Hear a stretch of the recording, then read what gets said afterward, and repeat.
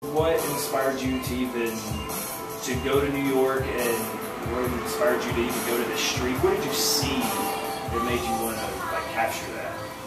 Like how do you see, like how does your eye look at something and you're just like, man, I've got to start taking pictures of this. Yeah. This is exactly what I want. I have a fascination for alleys and shape and color. Right. And I was actually right behind me, if I were standing on the corner, is a coffee shop. Right. And I just turned and looked, and I kept seeing the cars just fly by me, and I was thinking about how fast life just kind of passes us by, and so I started shooting, and I was hoping to slow it down enough to get the streaking of the cab.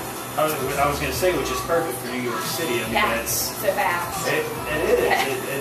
It symbolizes everything you just said. I mean, yeah. Fastness and capture the car. What made you go from, you said, doing wedding photography and stuff like that, what made you go from, I guess, the still shot to the, is it action shot, like a movement? Yeah, well, I don't know the right terminology. Yeah, even if you look at my bridal portraits or family portraits, you'll see a story that's created. Right. I never call myself a photographer ever. I'm an artist for sure. I'm not classically trained at this. It's my eye, my feeling, my passion for the space, for the person, for the story. So I'm constantly creating a story. The bridal portraits are even a story if you watch them. And but then I wanted more intensity, and I wanted more color, and I wanted to be able to voice what I feel, my passion more, which was with the more intense shoots, which came from there on. This was actually the very first time I ever shot him, was this particular set. And you said that was in Wake Forest? Wake Forest. And to preface this situation, Wake Forest, my family, we moved here from the Charlotte area in middle school. And this was actually shot at my middle school, which is now torn down, and it's just a broken building, a little bit of foundation left.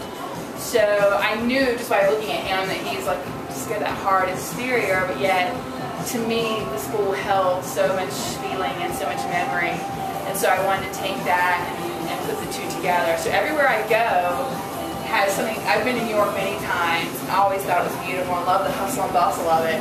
So me being able to add something to the shoot personally as well as them really amplifies it for me as well. This editing is really where it is. It's funny, if you look at pictures unedited, I don't know that they have as much power. Oh, really? It's when I get to the editing that the picture calls to me to give it the color that it gets at the very end. So what do you typically shoot it in then? So if this is an edited picture, how do you usually, does it have more color? Is it, like you see the blue in the sky, you see the yellow in the light, the red and the tail lights and stuff, and then you just I start taking away what I don't want to be a part of the picture, or enhancing what I felt. And that day was actually quite a gloomy day, and I wanted that to really be portrayed in the picture. Right. And I like yellow, and so I really wanted to bring that, but I didn't want to be too much of a point of the vision, so I blurred it out of it. Not the cab, but I blurred the color out. This whole set, there's probably 300 pictures in this set. Oh, wow. So picking one or two is really difficult. But like I said, I like shoes, and they spoke to me. Just the whole discarded feeling that you get in this area that we were at. There was trash heaping all around us, and it was just, to me, it wasn't a waste. It was something beautiful to celebrate, which is what I did there.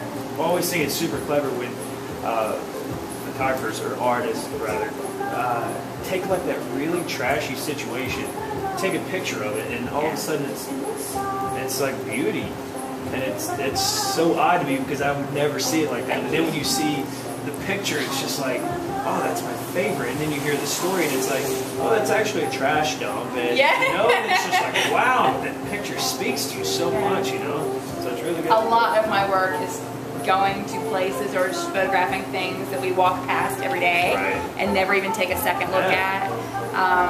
These were Philly. This one and these two were Philly. The two ends? Actually, just this one and those two at the end were Philly. I was on the highway, which is right here behind him, driving. We were headed to the New York shoot, and this building, which I still to this day don't know what it is, called to me to shoot it, and it was the graffiti, the color, the character that the building had, the whole, there's a Target right in front of it, which makes it so less romantic. But just, and then he and I just interacted the entire way while Jerry is making sure that we're safe. Bodyguard. And it was, and it was just an open building sitting there, and it was beautiful. And so he and I went in and interacted in the space, and the name of this set's Our Castle Awaits.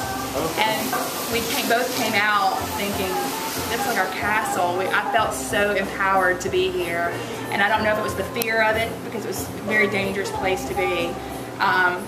Like, when you say dangerous neighborhood? It was a dangerous, it was in Philly.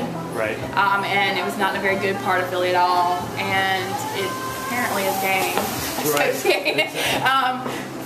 I don't know, but it was open. It was very open. It was a massive structure. It was probably 5 stories tall. Wow. And it was only held together by the columns and the 2 end caps. Right. Everything else was open like this right here.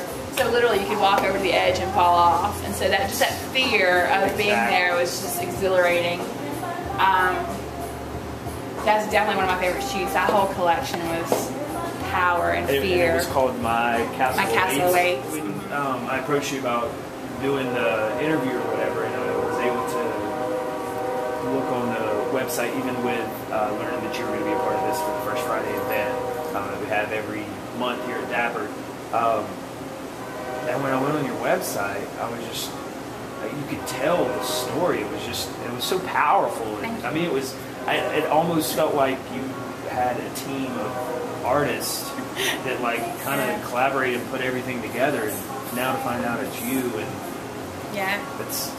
that's so awesome. It's countless hours of really inspired by modern furniture. Oh, that's cool. And so it's chock full of this uber modern furniture that would just blow your mind, and people are always like, Creedmoor, really? Yeah. You know, and but I wanted Creedmoor to have something that was, because I support locally owned businesses for sure. Right. And I wanted them to have something, their little piece of New York. So my window even is designed, it will be designed, I haven't finished it, in the idea of New York City, something that when you drive by you're like, where did I go? Right. So that's what I wanted from the whole studio, is what did I step into? What's happening, you know? And so what's your next big project? What are you working on next? Like what's the inspiration coming from for the, or do you even plan ahead like that, or is it just you're driving somewhere and you're just like, you know what, I've got to stop and take pictures of this. That's about 85% of the time. And hope that you have this guy with you. Yeah, that's about 85% of the time. I'm currently working on a dance series. Oh, that's cool. Which is very special to my heart. I absolutely love dance and movement and body shape. And he's performing again for me. I've actually posted some of the teasers on Facebook already from this. I just shot it in an old warehouse in Creedmoor Sunday, and I'm starting to put out pieces for that now. It is a brilliant, beautiful, beautiful collection. And then at the end of the month, I'm going to be shooting a jewelry artist at an old broken down home in Henderson. And she is gorgeous and brilliant in her own right. And so that should be fun for sure. She's one of the 4 that I've booked this year to do a shoot like this. He's my muse. I will probably always shoot him. Right. That'd be cool. The jewelry in it's an old home. Yes. I imagine, like an old ranch home or something. Actually, it's Victorian, 1835, I believe. Wow. Yeah. They're currently renting it out to movie productions and stuff like that. And it's been in an old horror movie, so I can't wait. You haven't had us put it up here in our store. When I saw the call for Dapper, I started the research on Dapper and fell in love with the designers you have here, and the feeling, and it's just got a good vibe here. So I was like, I have to be there. I have to be there. We're so happy that you did. We're so happy that you let us put it up. And hopefully we can get down to the studio and check out more stuff. That'd be great. Yeah. You're welcome. Anytime. And we can check you out on your website, which Absolutely. It's sideyardstudios.zenfolio.com. Okay. Or Facebook, Side Yard Studios. Or better yet, if you Google us, Side Yard Studios, we're the whole entire first 2 pages. So. Awesome. Well, thank you so much for stopping by. No it was problem. very nice to meet you. Thank you very much. Absolutely. Good to meet you too. Yeah, for sure. And hopefully we'll get up there soon.